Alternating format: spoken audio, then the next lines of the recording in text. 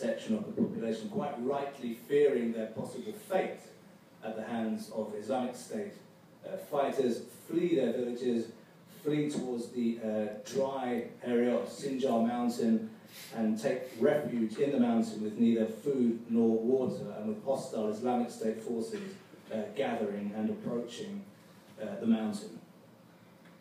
My own estimation, and that of many other analysts, is that there was, in the course of this summer, a genuine threat of genocide in northern Iraq. That is to say, had the United States Air Force not intervened, had we not seen from the beginnings of 7th August 2014 an attempt to assist or stop the IS further advance, and had IS taken Sinjar Mountain, and had IS pushed on to the Iraqi Kurdish capital of Erbil, which was genuinely and surprisingly for many of us, genuinely vulnerable to them, and they're only about 40 kilometers from it in all cities. Yeah, had that fallen, tens of thousands of non-Arab and, in the case of the Yazidis, non-Muslim population would have fallen into the hands of the Islamic State, and it is likely that many thousands of those people would have been systematically slaughtered. As a result of this, whatever one may wish to say regarding the broader US policy, or Western policy, vis-a-vis Syria and Iraq, I think it ought to be a consensus, at least in my estimation, that the air intervention, the emergency air intervention of early August 2014 was an absolute necessity. If we regard it as a necessity, if we regard the prevention of genocide as a necessity.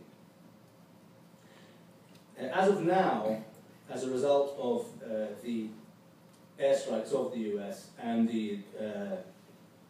its allies, the coalition which it cobbled together, which it put together, so to speak, the advances of the Islamic State, both eastwards and westwards, have been halted. When I mention westwards, I'm talking about the enclave of Kobani, because, of course, as a result of the weaponry, and this, as the chairman mentioned at the beginning, as a result of the weaponry captured in Mosul, and then the weaponry captured in 2 Syrian bases in Deir ez-Zor province, conquered also in the summer of this year, the Division 17 base and the Tabqa air base.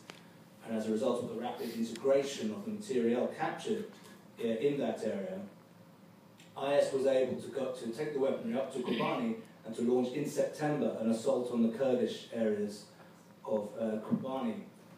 The Kurds in Kobani enclave were smart enough to realize what was coming, and most of the population of Kobani city, which at one time numbered nearly 400,000 people, were evacuated into Turkey, so there was less of a risk of imminent mass slaughter.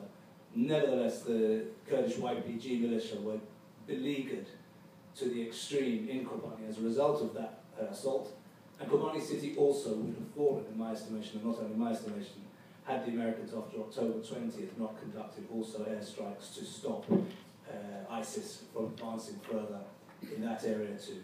So as of now, ISIS has been stopped from advancing further, both westwards and eastwards, but it has consolidated its rule within its area of control, and with the exception of the loss of a number of outlying towns in Iraq, it shows no sign whatsoever of being dislodged. In an additional development much less noticed on the international stage, the war has begun to spill over into Lebanon. It's not mainly Islamic State forces who are responsible for this. They are there, but the main force responsible for this push in the other direction, not like ISIS eastwards into Iraq or westwards into Lebanon, is Jabhat al-Nusra, the official Al-Qaeda franchise, which over the course of the summer launched an attack on the town of Arsal in the Lebanese Bikar, kidnapping a number of Lebanese army soldiers, a number of whom have since been executed, and leading to fury on the part of the Lebanese Shia population, and a number of revenge attacks also against the helpless, large Sunni Syrian refugee population in the Bikar and in eastern Lebanon, with, I would say, serious implications for future sectarian relations in that troubled country. This fight, by the way, in Lebanon is not simply Nusra invading areas for ideological reasons. Rather, it specifically relates to a particular theatre of the conflict, namely that in an area known as Kalamun Mountains in the west of Syria. With winter coming on, Nusra wanted to push a corridor through to the town of Arsal, where the Syrian rebels have much support, Arsal being in Lebanon, so they'd be able to keep supplying their fighters even through the winter. Thus far, then, the situation with regard to the movement of forces on the ground. Where then from here? Where is all this heading? First, let's understand the significance of everything which I've been trying to describe here, admittedly in some detail, but I hope this has been of interest. All these details come together to build a picture, or to describe a picture, in which central state authority has effectively ceased to exist in two large countries of the Arab world.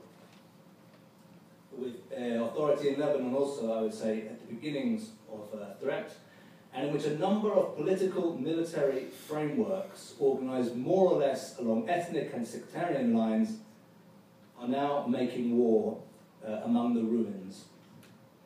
These frameworks are joined in a series of alliances, taking in elements in all three countries.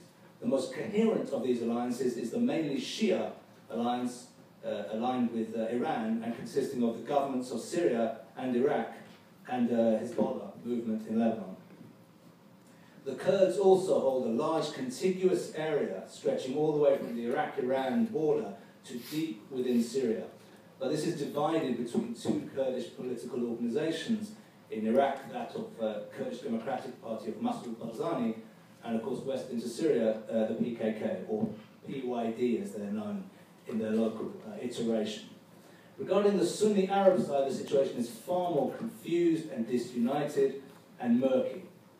But the two emergent strongest forces on the Sunni Arab side are the Islamic State, which we know all about, which holds ground in a coherent entity stretching from western Iraq deep into northern and eastern Syria, and the less well-known Jabhat al-Nusra, which has no presence in Iraq at all, but which is strongest in rebel-controlled northern Syria, strong also in the south, and with some appeal in Lebanon. This latter organization, Nusra, appears to be receiving support of one kind or another from the Emirate of Qatar. With regard to Islamic State, it's not, of course, sponsored by any other state, but it has probably received tactical assistance from Turkey at certain periods of its existence, and if people would like to know more about that, I can relate to it in the questions. To conclude then, let me say the following. The Western air campaign so far has, as I said, been sufficient to prevent further growth of the Islamic State. But in my estimation, at least, without a coherent ground option in Syria, it will be impossible to destroy Islamic State. We know that President Obama's stated intention vis-a-vis the Islamic State is to degrade and ultimately to destroy it. The degrading of the Islamic State has already taken place. Hundreds of its fighters, I think around 600, have already been killed, either in Western airstrikes or by action by Western special forces. But to destroy a state, you have to go in on the ground to its capital and destroy it. And the capital of the Islamic State is not in Iraq, it is in Syria. It is in Raqqa province in Syria. It's Raqqa city. And this Syrian area, the West simply currently has no partner on the ground who can undertake that option. And if you want my opinion, and you're here, so you're going to get it whether you want it or not. The 5,000 fighters who we are told by our media are currently being trained in Qatar by the Americans together with the Qataris is vastly insufficient, even when they're deployed. We don't know when they're going to be deployed for taking on that task, given that Islamic State probably has anywhere between 35 and 50,000 fighters available to it. So to conclude, let me say the following. The Islamic State is a dreadful organization in many ways, and on an ethical level is a disgusting entity, and it's very good that action was taken in the summer to stop it from committing genocide. Having said that, ultimately it is but one of a number of successor entities, or would-be successor entities, which exist currently on the ground in Iraq and Syria. As of now, it appears that the fragmentation of these countries is set to remain, and given that this fragmentation is a non-consensual one, so to speak, one should assume that the conflicts, the multiple conflicts being fought by the various successor entities, are also set to continue. It is highly unlikely that the West will develop at any stage in the immediate future the political will, nor am I saying that it necessarily should, to assemble a ground force to try to rectify that situation.